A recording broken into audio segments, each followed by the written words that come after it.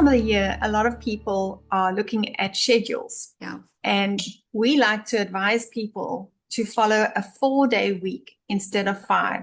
Mm. So let's chat about why we say that and some of the benefits that we've experienced ourselves in our own homes by doing that.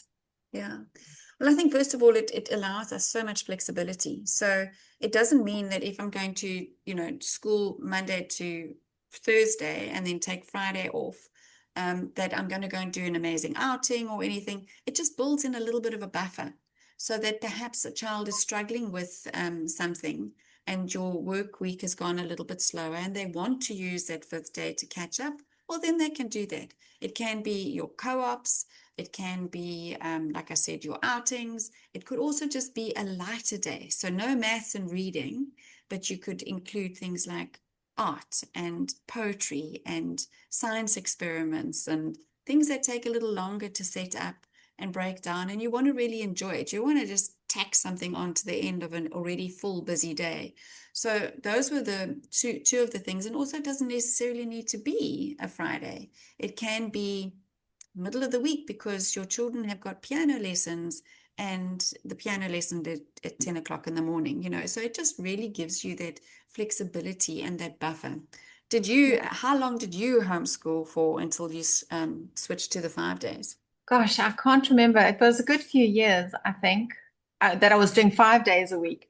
And I think it was probably when I started using a literature-based program, which offered you the option of a 5-day or a 4-day schedule, that I started doing the 4-day schedule and using 1 day a week for catching up because I realized that there were so often days when we got interrupted or we needed to take a trip somewhere or we had an outing one week and now your whole schedule's messed up.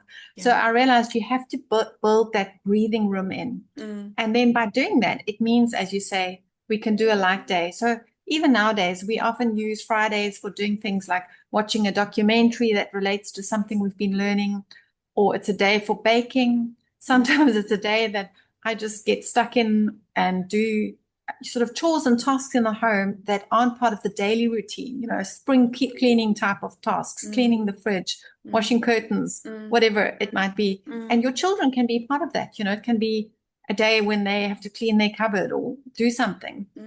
So we generally schedule things like poetry, music, arts, and these lighter things, those electives, on a Friday. And if we miss them, it's not that serious. They're easy to catch up on because they're the more fun lessons compared to the real work of, your discipline subjects like maths and English. If we were doing this as a live stream, one of the first questions we would get from a mother is, but how do your children not get behind? Would you like to answer that one? Who are you following to be behind? You're on your own schedule. You should be going at your own pace if you're following an eclectic style of homeschooling. Obviously, if you're following a school at home, online school or something, then this is not likely to work because I don't think you have to follow their schedule. Yeah. So, if you're in charge, if you're the master of your own curriculum, then you can build this flexibility in. And there's no deadline in life. You finish the curriculum or the lesson when you finish it, and then you move on to the next one. And as long as there's progress, even these so-called off days and light days, your children are still learning. Yeah. It just might not be from a textbook. Yeah. But those are still valuable days of building relationship, working on character, doing all these creative things. I mean, I don't like doing art projects because it's always so messy. But if we were going to do one, it would be on a Friday because then we've got time to set everything out, do the mess, and then pack it all away and clean up afterwards. It's just, you've just got to have that time to do these big projects.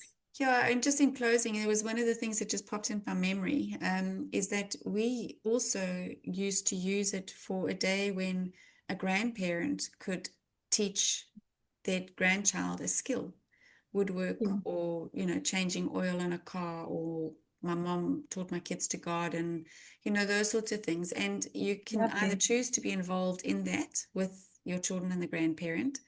But I used to take it as a gap and go and do my grocery shopping without a toddler in hand, or, things like that. So it could also be where you outsource to a trusted family member or, like a little small co-op of homeschool moms, Yeah. to give yourself a break, which is also cool. We all need a little bit of help every now and again. So Yeah. that's another way to think of it.